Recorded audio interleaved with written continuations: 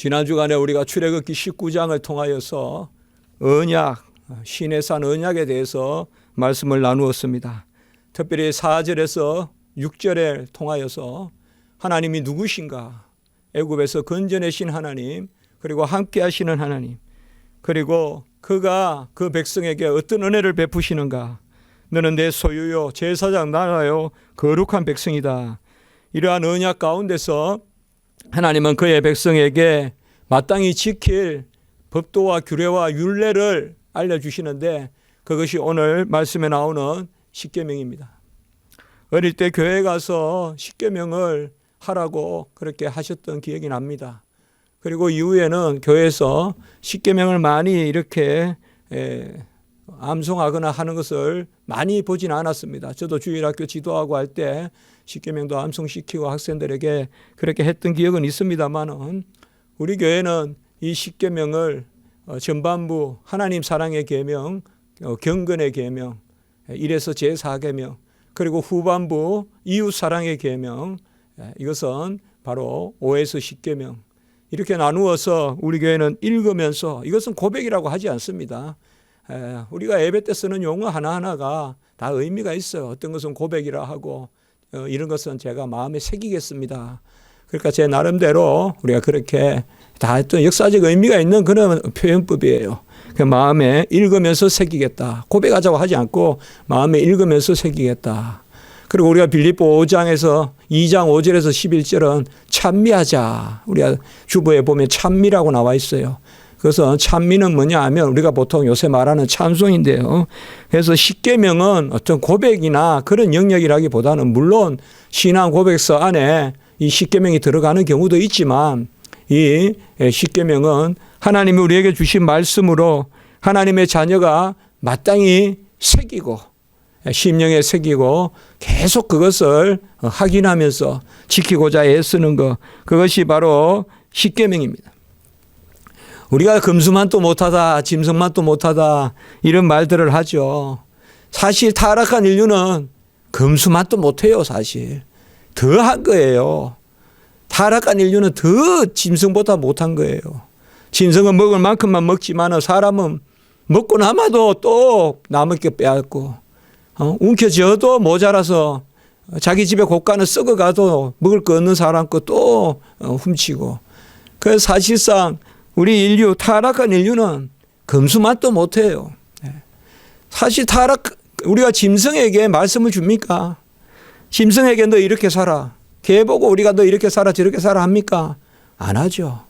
이스라엘 백성은, 애굽 땅 종되었던 이스라엘 백성은 어떻게 보면 이 세상의 인간적인 교양이나 지식 수준이나 이런 것에 보면 땅바닥을 친다고 봐야 돼요. 상식이 안 통하는 민족이고 배운 게 없는 민족이고, 겨우 할 수 있는 게 그저 그냥 종살이하고, 애굽에 무슨 경사라도 나고 뭐 전쟁이라도 해가지고 한번 이기면 고기 한번 얻어먹고, 그런 것도 기억하면서 고기 기억하면서 살고. 성경에 제가 말씀하는 거는, 지금 성경에 보면 이스라엘 백성에 대해서 그 정도로 우리가 생각해 볼 수가 있어요. 그들은 평생 한 일이 흙을 이기면서 처음에는 집을 주었다가 나중에는 아주 요셉을 모르는 그런 바로가 들어와서는 집도 너희들이 주워다 쓰라고 막 그렇게 하고, 그러니까 참 한마디로 무식하고, 그리고 모세가 자기들을 위하여 그렇게 의분을 터뜨리고 자기들을 위하여 그렇게 애를 썼음에도 모세를 또 고발하는 모습을 보고, 이러면 이건 앞뒤도 없는 민족이고 경우도 없는 민족이고 지식도 없는 민족이고, 그게 이스라엘 민족이에요. 사실 어떻게 보면 가장 이 율례와 규례와 법도와는 거리가 먼, 한마디로 짐승 바로 위에 있는 인간, 그게 바로 이스라엘 백성이라 보면 돼요. 그게 종살이에요. 그게 옛날로 말하면. 옛날에 종은요 재산 목록에 들어가 있어요. 뭐와 같이 있느냐? 우양과 함께 종이 재산 목록에 들어가 있어요. 옛날에 제가 그걸 본 적이 있어요. 여러분들. 재산 목록에 들어있어요. 종이. 짐승이, 양이 몇 마리, 그 다음에 종이 이렇게 되는 거예요. 종이 몇 사람 이렇게. 그게 재산 목록이거든요. 제가 왜 이런 말씀을 드리는가 하면, 제가 이 말씀을 준비하면서 그 생각을 해봤어요. 하나님의 법을 과연 누가 받을 수 있냐 이 말이에요. 이게 우리 인간이 이 가당치나 하냐 이 말이에요. 우리가 뭐 사람 몇 명 모여서 약속한 것도 잘 안 지켜지잖아요. 우리 교회도 요새 제가 이렇게 보면 여기에 뭐 입주자 이게 몇 명 안 되는데도 합의가 안 돼요. 지금 여기에 교회 여기 건물도 참 많이 배워요. 제가 인생 살면서 이런 일을 안 겪으면 제가 언제 이런 걸 배우겠어요. 매일 살아도 어린아이죠. 요새 이런 거 처음 제가 배워요. 아, 사람들이 이 아파트에서 모이고 또 상가에서 모이면 이렇게 더불어 사는구나. 그런데 참 어렵구나. 뭐 하나 말을 맞추기가. 그런데 이스라엘이 이 백성에게 하나님이 주신 것은 바로 하나님의 법이에요. 거룩한 법이에요. 하나님의 어떠하심을 드러내는 거예요. 그리고 하나님의 뜻을 드러내는 거예요. 이 두 가지예요. 바로 율법은 하나님의 어떠하심을 드러내요. 우리가 하나님은 누구십니까? 물을 필요가 없어요. 율법에 다 적혀 있어요. 율법을 보면 하나님의 어떠하심을 알 수 있다 이 말이에요. 하나님은 거룩하시고 하나님은 사랑이시고 하나님은 옳고 그름이 분명하시고 율법을 보면 알 수가 있어요. 말씀을 보면 하나님이 어떠한 분인가 알 수가 있다 이 말이에요. 뭐 괜히 하나님은 어떻게 생겼습니까? 하나님은 생기지 않았어요. 시간과 공간에 갇혀서 그려지는 분이 아니에요. 말씀으로 하나님의 어떠하심을 드러내는 그거 이상 알 수도 없고 알려줘도 우리는 받아들일 수도 없어요. 시공에 존재하는 인간은 모든 지식이 시공에 놓여 있기 때문에 그 한계 상황에 갇혀 있기 때문에 시공을 넘어서 계시는 하나님의 지식을 가질 수가 없어요. 우리는 아무리 알려줘도 딱 한 가지 그냥 고백할 뿐이에요. 인지로는. 그런데 그런 하나님이 우리 인생에게 하나님이 자기 자신을 알려주시는 그게 바로 이제 이 율법이에요. 그래서 율법을 통하여 하나님은 내가 누구라는 것을 알려주세요. 나는 훔치는 거 싫어. 나는 다른 사람의 걸 빼앗는 거, 거짓말하는 거 싫어해. 나는 다른 신을 섬기는 거 싫어해. 하나님이 누구신가를 알려주는 거예요. 하나님은 유일하신 분이고 하나님은 만월이 여김을 당하시지 않는 분이고 하나님은 무엇보다도 사랑의 하나님이고 정의의 하나님이고 이런 하나님의 어떠하심을 알려주는 것이 율법이고 더불어서 율법은 하나님이 이 피조물인 인간을 향한 뜻을 알려주는 거예요. 그러니까 우리가 하나님은 누구십니까? 그 다음에 저는 어떻게 살아야 됩니까? 이 두 가지 질문이잖아요. 크게 보면. 하나님 누구세요? 그 다음에 저는 누굽니까? 저는 어떻게 살아야 됩니까? 우리를 향한 하나님의 뜻이 또 어디에 기록되어 있느냐? 율법에 기록되어 있어요. 뭐 하나님 말씀은 다 구석에 어디 차치해 놓고 하나님 어떻게 해야 돼요? 뭘 해야 돼요? 맨날 그렇게 질문 던질 게 아니라 이 말이에요. 말씀에 다 적혀 있다 이 말이에요. 말씀에. 다윗이 주야로 말씀을 묵상하면 백성을 다스릴 모든 재판의 도리가 그게 다 나온다 이 말이에요. 너 이렇게 해 저렇게 해. 그래서 주야로 말씀을 묵상하면 어떤 다른 세상 사람들의 지혜를 구하는 것이 아니라 말씀을 묵상하면 그것이 보이거든. 옛날에 우리나라에도 김영산 그 장로 목사 장로 충현교회 장로님이 대통령이 됐죠. 그러니까 저때 저는 그런 마음은 있었어요 사실. 저분이 딴 거 아무것도 안 해도 좋으니까 밤에 말씀 좀 묵상하면 좋겠다. 다윗과 같이. 저는 그런 마음은 있었어요. 제가 충현교회를 좀 옛날부터 충현교회 가 기도도 하고 했었거든요. 혼자 아무도 모르게. 그런데 그 장로님이 대통령 됐을 때 제가 그 마음은 가지고 있었어요. 옛날에 다 우리 노예에 계셨던 분이에요. 충현교회가 우리 노예에 있었거든요. 옛날에. 그런데 그거 하는 것 같지가 않더라고요. 뭐 물론 제 장로님이니까 엄밀히 기도를 하셨겠지만은 뭐냐 하면 율법을 통하여 하나님이 지금 나에게 뭘 하라고 지시하시는 명령을 받게 돼요. 뭐 구체적으로 뭐 일이 왼쪽으로 가야 됩니까? 오른쪽으로 가야 됩니까? 위로 가야 됩니까? 아래로 가야 됩니까? 뭐 길어야 됩니까? 짧아야 됩니까? 그런 거 물을 거 없이 딱 하나님의 말씀이 들어오면요. 싹 다 보여요. 그게 입체적으로 한꺼번에. 동시에 7, 8가지가 다 보여요. 하나님 말씀이 딱 들어오면. 그게 바로 뭐냐 하면 하나님의 뜻을 알게 되는 거예요. 우리가. 하나님의 뜻을. 그래서 그것을 우리에게 주신다 이 말이에요. 그러니까 그 무식한 백성에게 그 경우 없는 덜 떨어진 백성에게 하나님은 주시는데 뭐 때문에 주시냐 이 말이에요.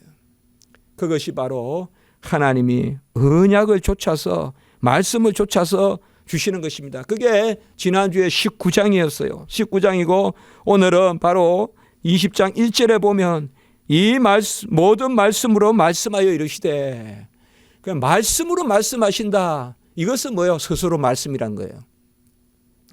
우리는 배워서 말한다, 들어서 말한다 이러지만 하나님은 말씀이시고 말씀하시는 분이에요. 이 표현이 벌써 삼위일체 하나님이에요.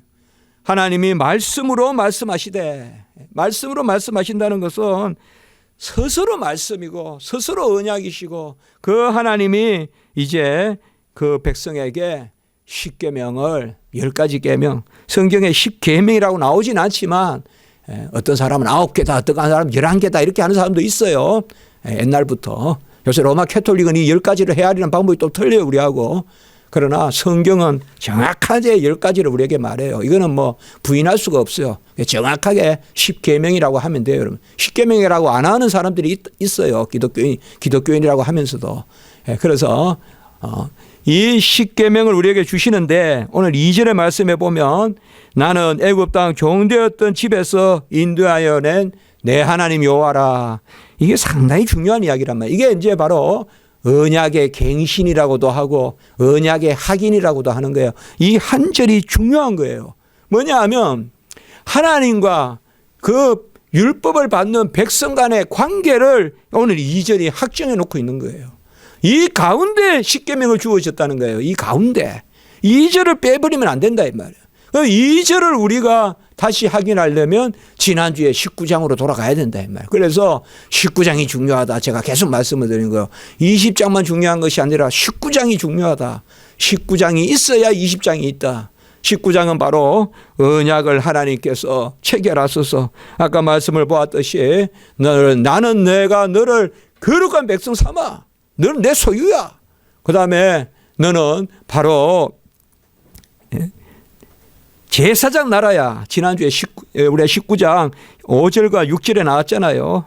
내 민족 중에 소유가 되겠고 제사장 나라가 되고 거룩한 백성이 되리라. 이 말이에요. 이게 뭐예요 바로? 이미 언약 가운데 거룩한 백성 삼아주고 제사장 나라 삼아주고 그리고 소유 삼아주고 이게 신약시대로 말하면 영생이에요. 이게 영생을 표현하라면 이거예요. 바로 하나님의 자녀 되는 거, 하나님의 백성 되는 거, 이게 영생이거든요. 이 영생이 바로 언약의 열매거든요. 다 언약이에요. 이게 지금 언약의 열매가 영생이고 영생은 하나님의 자녀됨이고 그 하나님의 자녀됨의 표현이 너는 내 소유다. 그게 이제 하나님의 자녀됨이거든요. 너는 내 것이다. 그 하나님의 자녀에게 율법이 부여되는 거예요.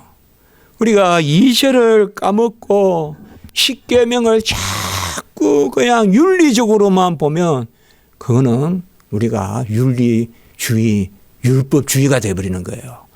이 언약 가운데 주어진 율법이다 이 말. 지킬 수 있어서 주신 것이 아니라 지킬 수 없는 백성에게 선포적으로 너는 내 것이라고 선포해버리고 주신 거다 이 말이에요. 그러니까 지킬 수 있는 것을 지키게 명령하신 거가 아니다 이 말이에요. 하나님은 우리가 할 수 있는 것만 명령하시고 그러므로 내 공로로 행하고 그래서 내 행함이 공로다. 크게 이것을 우리가 기독교사에서 펠라기우스주의라고 하는 거예요. 그 펠라기우스라는 사람은 어거스틴과 논쟁을 하는데 어거스틴은 뭐라고 했는가 하면 하나님은 할 수 없는 것이라도 명령하시고 그리하여 그 명령을 친히 이루신다. 그게 법이다 이렇게 이야기했단 말이에요.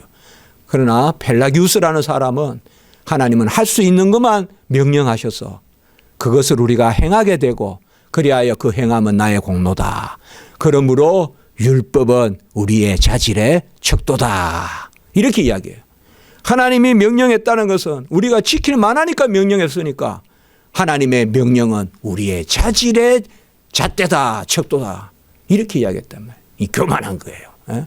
내가 할 수 있으니까 명령했고 그래서 나는 할 수 있고 내가 거룩할 수 있으니까 거룩을 명령했고 그래서 그 거룩은 내 공로고 내가 할 수 있고 하나님의 법은 처음부터 그게 아니에요 여러분들. 이걸 우리가 알아야 돼요. 처음부터 하나님은 할 수 있어서 하라고 하시는 적이 없어요.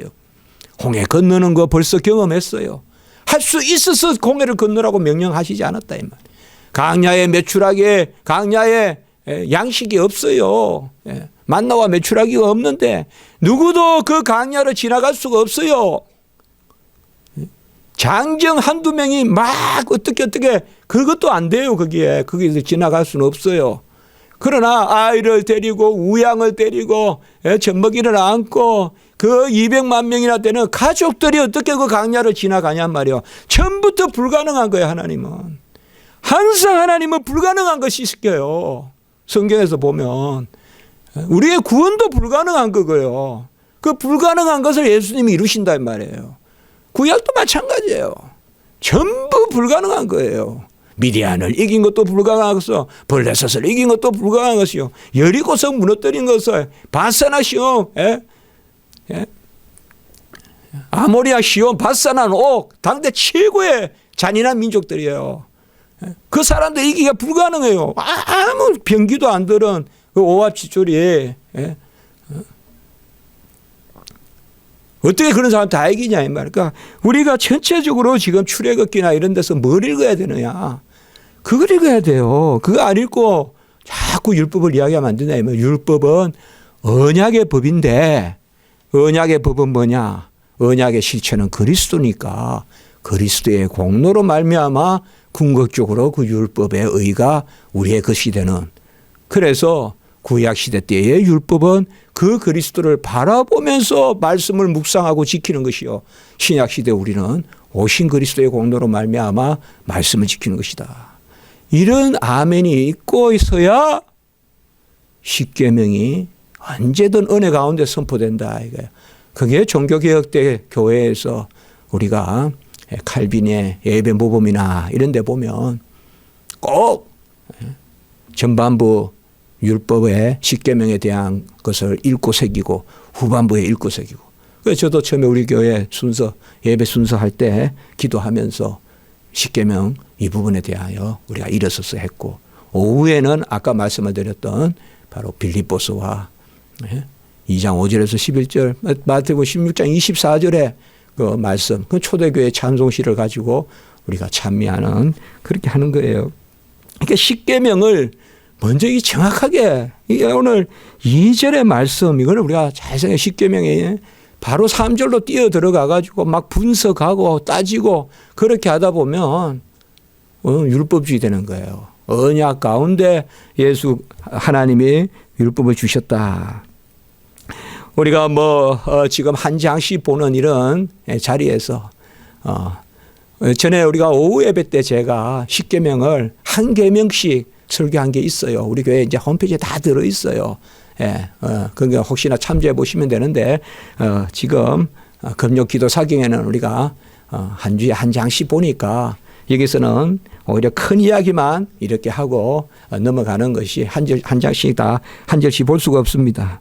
그래서 제 3절에 보면 이것이 바로 우리가 1절, 2절 여기까지를 우리가 십계명에 2절을 특별히 서론이다, 서문이다 그렇게 이야기해요. 그리고 3절은 제1계명이에요.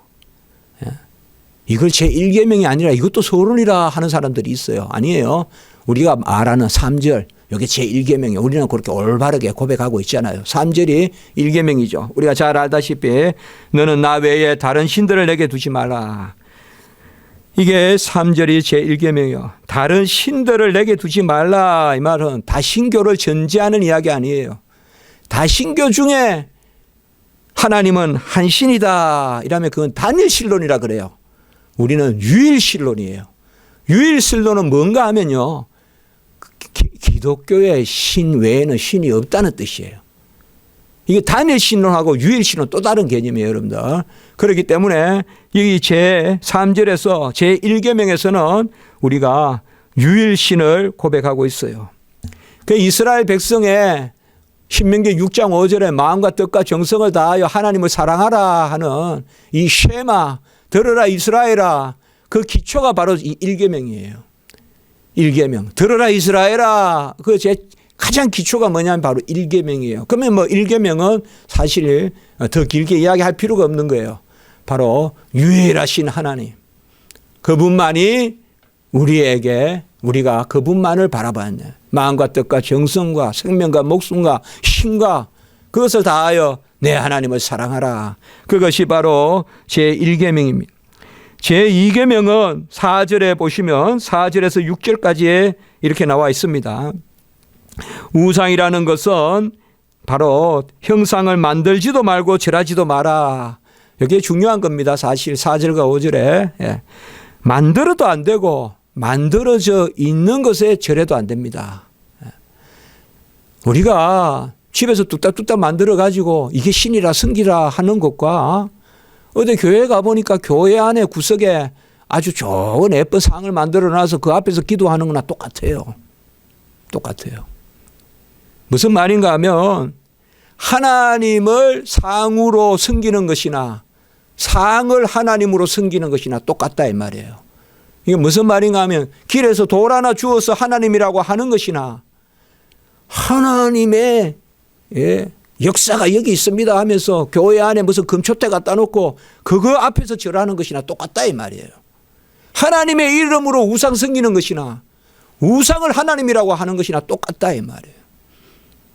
이 로마 캐톨릭이 이 두 개를 구별해요.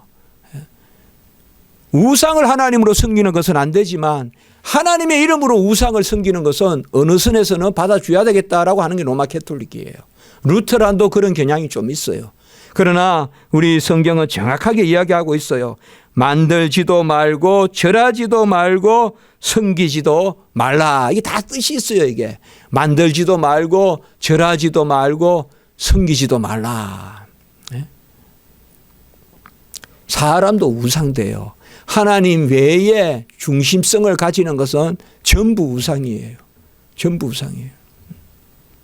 역시 또 로마 캐톨릭 말이 나왔으니까 말이죠. 성당에서는 뭔가 하면 성인을 섬기는 것은 신을 섬기는 것이 아니기 때문에 이계명과 관계없다. 그래서 성인 숭배는 그림을 그려서 해도 된다 하면서 막 성당에 붙여놓는 거예요. 다 그들의 교리가 그런 거예요. 그러나 우리는 뭐예요? 사람을 섬기거나 짐승을 섬기거나 서물 어떤 물건을 섬기거나 전부 다 우상 숭배예요. 그거 잘 아셔야 돼요. 그래서 왜 이렇게 우리가 4절에서 6절까지 특별히 여기에 보면 축복과 저주가 나오거든요. 잘 우상 숭배를 하지 않으면 천대까지 은혜를 베푸는데 우상 숭배하면 3, 4대까지 징계하겠다. 이것은 뭐 그것은 시간적으로 3, 4대다 1000대다 또 그래 따지는 사람도 있는데 그건 다 부질없는 일이고 왜 특별히 이렇게 이야기하는가 하면 이 우상 숭배가 우리 인간에게 고질적인 거예요. 1계명이 온전치 못하면 필히 사람은 2계명으로 가는 거예요. 2계명을 어기게 되는 거예요. 그래서 1계명과 2계명은 사실 따로 2계명이라기보다 크게 보면 구별은 되지만 서로 의미가 통하는 거예요. 1계명을 온전히 아멘하지 않고 수행하지 아니하면 필히 2계명을 어기게 돼 있어요. 왜냐하면 하나님 한 분을 내 하나님으로 모시지 아니하면 필히 우상을 쫓아가는 우리 인간의 마음은 우상의 공장이다라고 이렇게 말하는 것입니다. 그리고 3계명에서는 바로 여호와의 이름을 만월하게 여기지 마라. 망령되게 부르지 말라라고 이렇게 말하고 있습니다. 이 3계명의 중요한 것은 뭔가 하면 여호와의 이름을 부르라는 거예요. 그러나 부르지 말라는 게 아니에요. 부르라는 거예요. 사실 여호와에게 이름을 최초로 알려주신 분이 여호와의 이름을 최초로 알려주신 분이 바로 모세예요. 모세에게 나는 스스로 있는 자 아니라 아브라함과 야곱과 이삭의 하나님이다. 바로 이름을 알려주셨어요. 이름을 부르게 하신 거예요. 그런데 이름을 만월히 여기리지. 그러니까 옛날에 만월히 여긴다. 요새는 망령되게 일컫지 마라. 이렇게 이야기하고 있습니다. 여호와의 이름을 부른다는 것은 바로 여호와 하나님을 예배하고 섬기고 그리고 여호와를 전적으로 의뢰하는 것을 이야기합니다. 그러니까 여호와는 어떠한 사물이 아니라 이름이라는 것은 바로 여호와 그분 자신을 우리가 섬긴다. 그래서 여호와의 이름을 망연되게 부르지 말라. 사실 3계명도 지금 말씀을 드리지만 1, 2계명과 별도로 있는 건 아닙니다.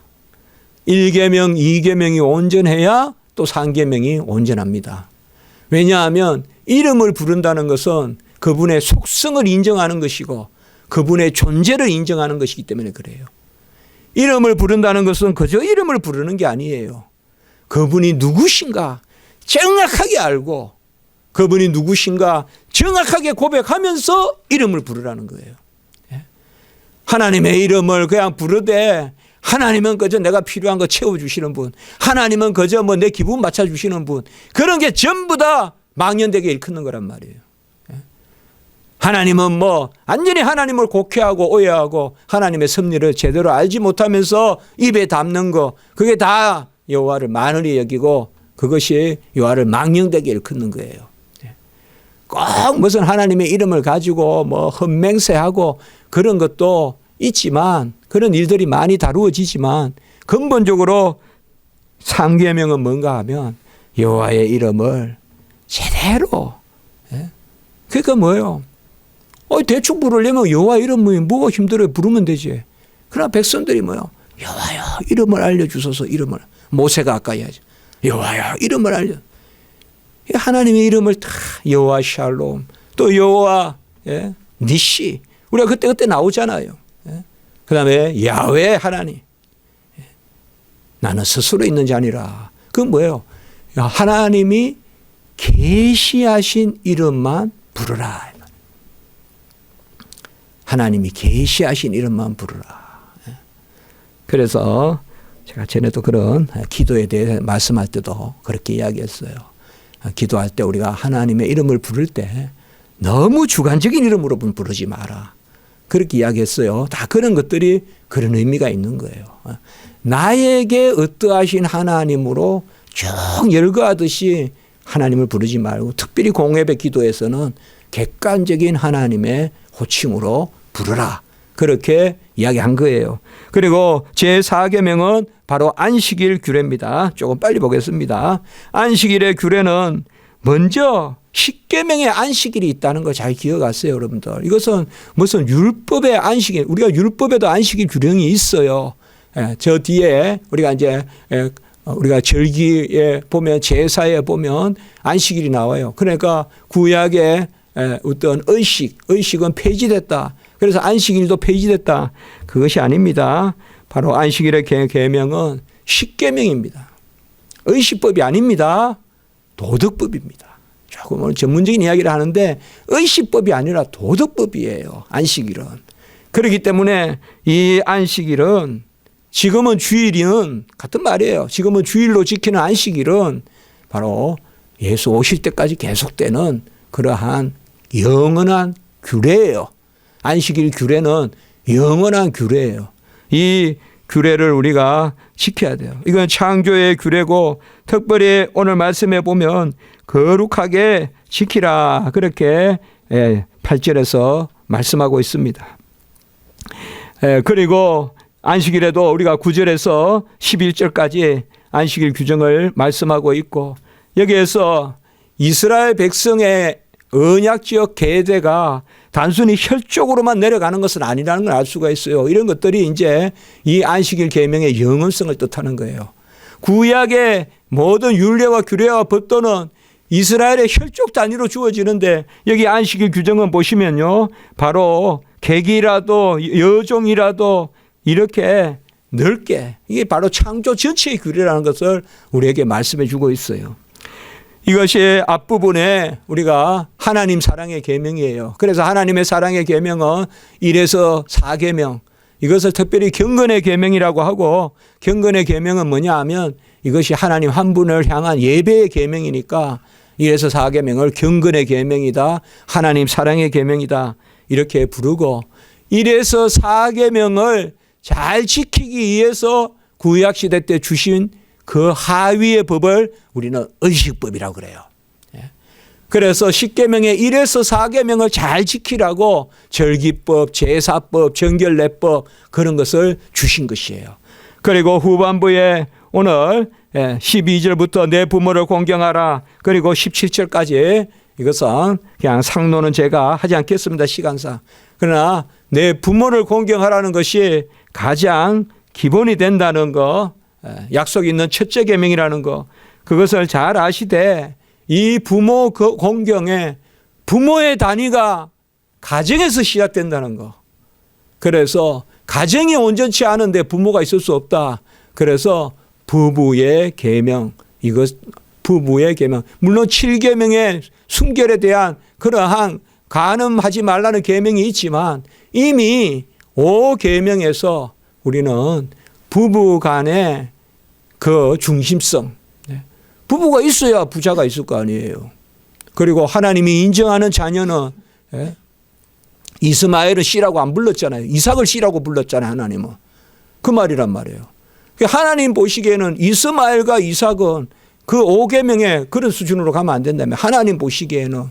그래서 항상 이걸 잘 생각해야 돼요. 우리가. 부모에 대한 공경 개념이 아주 귀하지만 그 기초가 되는 것이 바로 뭐냐? 부부란 말이에요. 그래서 제가 항상 그런 말씀을 드리는 거예요. 부모도 귀하고 자식도 귀하지만 부부가 귀하다는 거예요. 부부가. 그래서 그 부분을 우리가 생각하고 그 다음에 살인하지 말라, 간음하지 말라, 도둑질하지 말라, 이웃에 대하여 거짓 증거하지 말라, 내 이웃에 대하여 탐내지 말라라고 하는데 한 가지만 말씀을 드리면 13, 14, 10, 죄송합니다. 5계명, 6계명, 7계명, 8계명, 9계명까지는 다 강론적인 건데 이것이 좀 더 행실에 드러나는 부분을 좀 더 강조한다면 10계명은 탄심 자체를 금하는 거예요. 그래서 우리는 제10계명에 보면 17절에 내 이웃의 집을 탐내지 말라 그랬잖아요. 이것을 우리는 특별히 포괄적인 계명이라 그래요. 제10계명을. 그러니까 우리가 저는 뭐 거의 뭐 남에게 뭐 훔치지도 안 하고 그랬는데 뭐 그게 무슨 어떤 8계명입니까? 뭐 이렇게 이야기하고 이러면 우리가 그때 바로 10계명을 이야기하는 거예요. 그래서 탐심도 죄다. 이 10계명은 또 어겨도 제10계명은 어겨도 10번째 계명은 어겨도 죄가 아니다라고 하는 사람들이 있어요. 이게 또 성당이에요. 로마 캐톨릭. 제가 오늘 자꾸 말을 하는 것은 너무 틀리니까요. 우리하고 많이. 10계명에서도 너무나 틀려요. 여러분들. 그러니까 뭐 요새 심지어 로마 캐톨릭과 10계명을 같이 그 절대 같이 할 수가 없어요. 우리는 처음부터 다 틀려요. 보는 관점이. 해석이 다 틀리고요. 자, 이제 말씀을 마치겠습니다. 오늘 18절에서 21절까지는 지난주와 같이 여호와의 임재가 있습니다. 죽을까 하노라, 가까이 하지 마라. 그래서 항상 우리가 이 말씀을 받을 때는 이 여호와의 임재 가운데 경외, 은혜 가운데 나아감, 이런 것들이 우리 마음에 항상 아멘이 돼야 돼요. 여호와의 임재가 부인되는데 율법을 이야기한다. 그것은 정말 몽학성생이에요. 그 율법주의예요. 그러니까 충만한 여호와의 임재를 아멘하고 그가 내 안에 내가 그 안에 언약의 은혜 가운데서 자연히 이 말씀은 너무나 꿀송이 같은 거예요. 하나님의 자녀로서 우리가 온전할 때 율법은 꿀송이 같은 거예요. 정말 율법 주세요 한단 말이에요. 우리가. 그래서 은혜의 법이라고 하는 거예요. 그것은 내가 지켜서가 아니라 그게 그리스도의 공로란 말이에요. 그리고 오늘 22절에서 26절까지는 제단을 쌓으라. 우리가 구약적 개념에서 항상 여호와의 큰 행사에는 이렇게 제단을 쌓으라는 개념이 있어요. 제단을 쌓으라. 그 요새 왜 우리가 뭐 추수감사절 헌금합니까? 그런 질문을 하는데 왜라고 질문하지 말고 감사의 큰 일에 여호와께 헌금한다는 것은 합당하다 이 말이에요. 그러니까 하나님께 제단을 쌓는 것은 어떤 당위성을 자꾸 그렇게 풀고 가지 마라. 인과관계로 보면 항상 이스라엘 백성이 미스바에서 모였을 때 에스라의 회개 운동 때 제단을 쌓은 거예요. 이삭의 물이 나왔을 때 제단을 쌓은 거예요. 그러한 감사의 제단, 모든 제사의 기본은 감사거든요. 그런 것을 오늘 생각할 수가 있어요. 그래서 오늘 이 마지막은 뭐냐? 언약 가운데 하나님의 말씀을 받은 데 대한 감사예요. 한 가지만 말씀드려 마칠게요. 제단을 만들 때 다듬은 돌을 쓰지 마라 그랬어요. 다듬은 돌은 뭐예요? 인간 보기에 번지르한 거란 말이에요. 인간 보기에 번지르하게 정으로 쳐서 제단을 만들지 마라. 그냥 주운 돌로 만들어라 이 말이에요. 이것은 뭘 의미하겠어요? 우리는 거칠고 우리의 심령은 제가 아까 이야기했죠. 짐승만도 못하다 이거예요. 저 빽쩍빽쩍한 돌보다 못한 우리를 여호와의 임재의 가운데서 우리에게 저 법을 주셨다. 저 법을 주셔서 돌보다 못한 우리를 갈아주시고 연마해 주시고 그래서 우리를 부드럽게 하셨다. 그래서 인위적인 것을 가미하지 마라. 그래서 제단에 돌을 다듬지 마라 라고 그렇게 여기에서 이야기한 거예요. 우리가 이렇게 말씀을 깊이 생각해 보면 아주 그려지는 바가 있어요. 안 그렇습니까? 아주 피식피식한 돈 가운데 그리고 하체를 드러내지 마라. 이게 그때 공로거든요. 조심조심 올라가라. 네 걸음 자랑하지 마라 이거예요. 건축 가운데상에 올라오지 마라 이거예요. 운동장 뛰어 올라오듯이. 조심. 내 공로 없고 천사가 날개를 감추고 눈을 가리고 발을 가리고 찬송하듯이 날개는 펼치되 눈을 가리고 발을 가리고 하듯이 다 그게 보면 구약의 정신이에요. 나는 할 수 없으되 하나님이 하셨다. 우리가 하나님 앞에 말씀을 받는 우리의 모습이 뭡니까? 바로 그거예요. 나는 지킬 수 없어요. 그러나 말씀하소서 주여. 이게 우리의 심령이 되어야 돼요. 나는 지킬 수 없어요. 근데 말씀하소서. 그게 우리의 모습이에요. 기도드리겠습니다. 거룩하고 자비로우신 하나님 아버지, 십계명을 부여하셔서 이제 이스라엘 백성이 말씀을 맡은 백성이 되게 하시고 그 말씀으로 여호와의 어떠하심과 여호와의 뜻을 분별하게 하셔서 이제 그들의 아버지여 그저 살지 아니하고 언약의 말씀의 백성으로 살게 하시는 그 은혜를 인하여 감사를 드립니다. 우리가 오직 믿음, 전적 믿음으로 구원 얻었다는 이 복음의 큰 은혜를 말하면서 그것만 너무 이야기하면서 사뭇 말씀의 순종이 등하시되는 그러한 믿음 생활하고 있는지 아는지 우리가 생각하게 하시고 전적 은혜, 오직 은혜므로 말씀을 지키며 사는 그런 저희들 될 수 있도록 하나님 인도해 주시옵소서. 저희들 불쌍히 여겨주시고 우리 교회 불쌍히 여겨주시고 우리 성도님들 불쌍히 여겨주시고 여호와의 말씀에 애통하는 심령으로 받고 작은 말씀 하나도 부정치 아니하고 1.1핵도 땅에 떨어지지 아니하기 다 받아서 그러나 나 자신을 쳐서 복종해서 언약의 말씀의 복을 누리는 그런 우리 성도님들 될 수 있도록 인도해 주시옵소서. 우리 성도님들 다 지켜주시고 지금 우리 수술도 한 성도님 계시고 또 여러 진단받고 계신 성도님 계시고 또 아버지여 우리 복중의 태아도 있습니다. 이 다사다변한 그러한 삶 가운데서도 하나님 세세히 간섭하시고 말씀을 보고 하나님 뜻 분별하며 말씀으로 하나님의 어떠하심을 깨달아서 그 빛의 역사로 회복되는 은혜를 허락하여 주시옵소서.